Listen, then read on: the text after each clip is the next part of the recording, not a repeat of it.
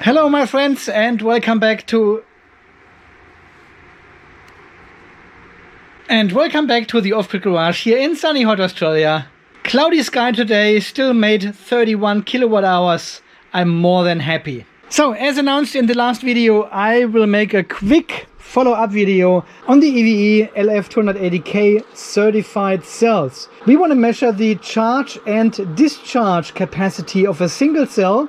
I randomly chose cell number 1 because it was the easiest to get out. And we want to use the ZKE-Tech EBC-A40L tester and test this battery as per our standard. Fully discharge, fully charge, take both curves and compare them to other charge and discharge curves we already have and see if there's any difference with certified automotive grade cells. So we are going to quickly charge the battery to 3.65 volts with 40 amps and a cutoff of 1 amp. We will start the discharge process of 40 amps down to 2.5 volts as always. And then we have our discharge curve. Let's fully charge all this already at 3.65 volts. All right. Okay. Okay, and officially we are discharging 40 amps. 3.65 volts the curve, and it goes down. That's it. I guess I see you in 8 hours again. 7 hours, which will be again tomorrow morning. So you have a good night's sleep and see you in a second. For you it's only a second. So yeah, that'll be a very quick video. Very quick video. Discharge, charging, comparing, done. 3 minutes, maybe 4. Okay, 5, maximum 5. All right, have a good night.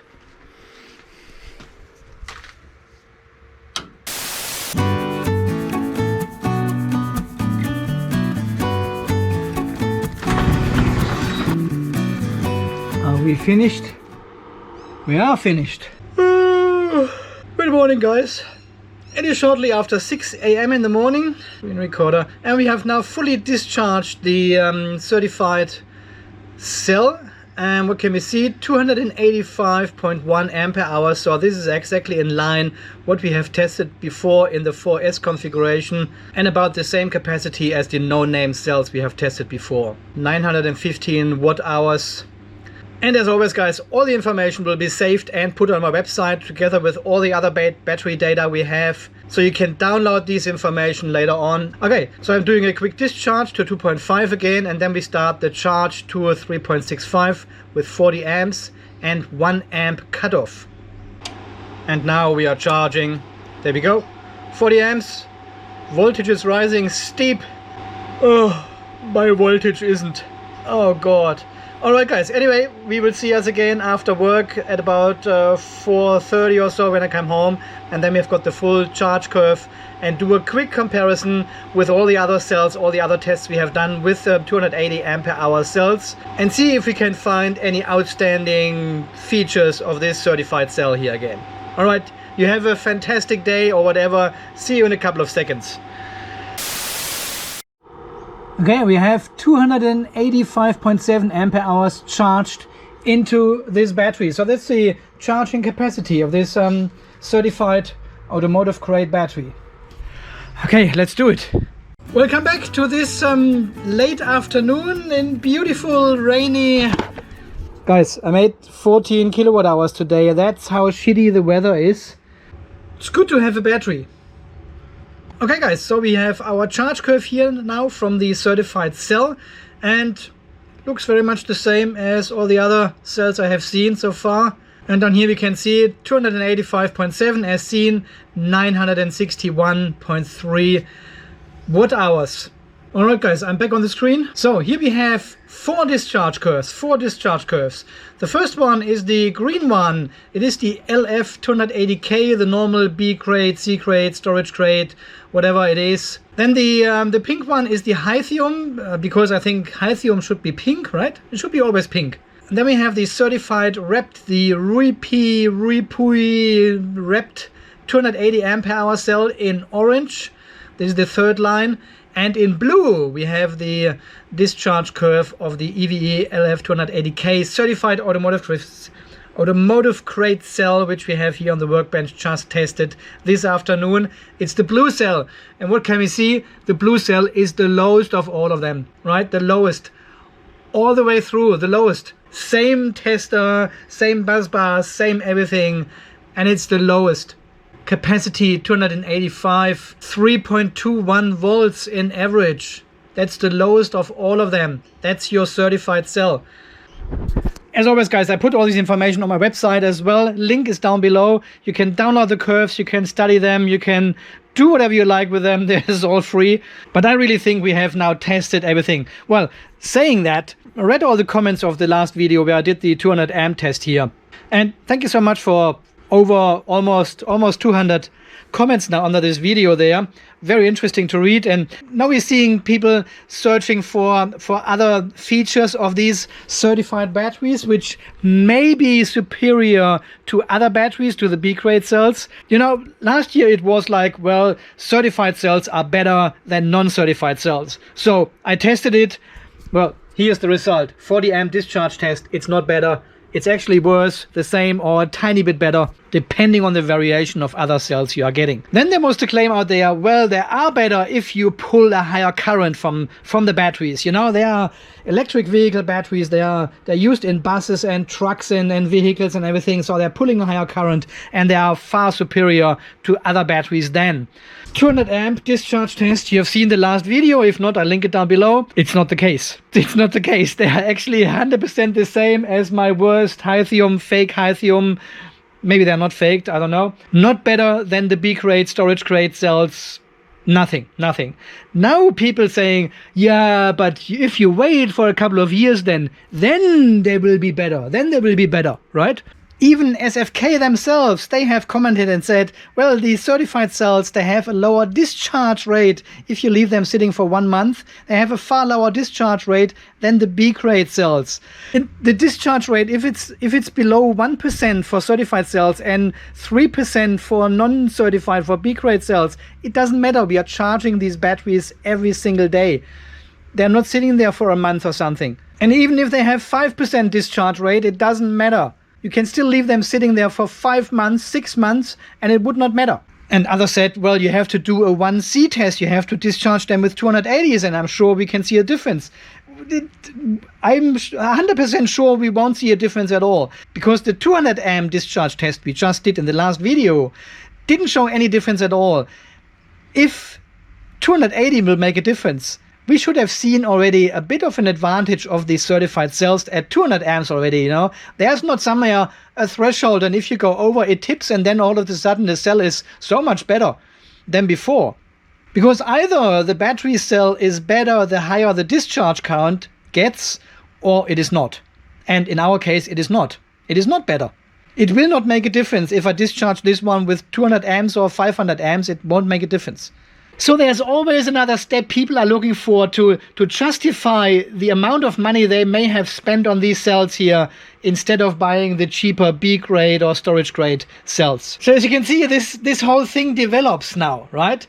We are looking for this excuse why we cannot test or see or measure or observe and any benefit, any advantage of these certified cells versus everything else we have, right?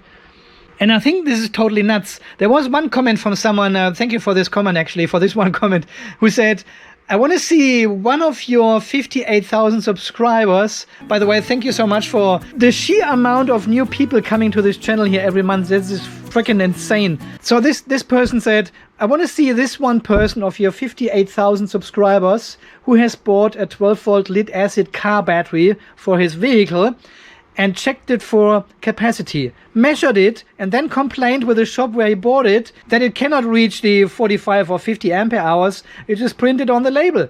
I guess that's a good point, right?